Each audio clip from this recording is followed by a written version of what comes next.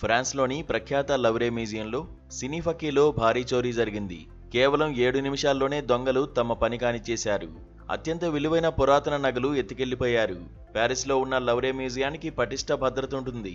అంత సెక్యూరిటీ ఉన్నా కూడా దోపిడీ జరిగినట్లు ఫ్రాన్స్ అధికారులు చెప్పారు.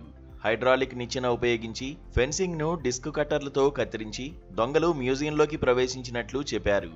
అపోలో గ్యాలరీలోని విలువైన నగల్ని ఎత్తుకెళ్లినట్లు తెలిపారు. 3 లేదా 4 వ్యక్తులు ఈ చోరీ చేసి ఉంటారని అధికారులు అనుమానిస్తున్నారు. ఘటనపై దర్యాప్తు కొనసాగుతుండటంతో మ్యూజియాన్ని మూసివేసినట్లు లవ్రే నిర్వాహకులు తెలిపారు. కాగా మ్యూజియంలో ఓవైపు నిర్మాణ పనులు జరుగుతున్నాయని, దొంగలు అక్కడి నుంచే మ్యూజియం లోపలికి చొరబడ్డారని స్థానిక మీడియా వర్గాలు తెలిపాయి. నెపోలియన్ కాలం నాటి వస్తువులు, ఆభరణాలు ఉన్న అపోలో గ్యాలరీ అద్దాలను పగలగొట్టి అందులో నుంచి 9 వస్తువులను దొంగిలించినట్లు వెల్లడించాయి. లవ్రే మ్యూజియంలో గతంలో కూడా చోరీలు జరిగాయి. మోనాలిసా చిత్రాన్ని 1911లో మ్యూజియంలో పనిచేసిన మాజీ కార్మికుడు విన్సెంజో దొంగిలించాడు. 2 ఏళ్ల తర్వాత ఇటలీలోని మోనాలిసా చిత్రమును విక్రయించేందుకు ప్రయత్నిస్తుండగా విన్సెంజోను అధికారులు అదుపులోకి తీసుకున్నారు.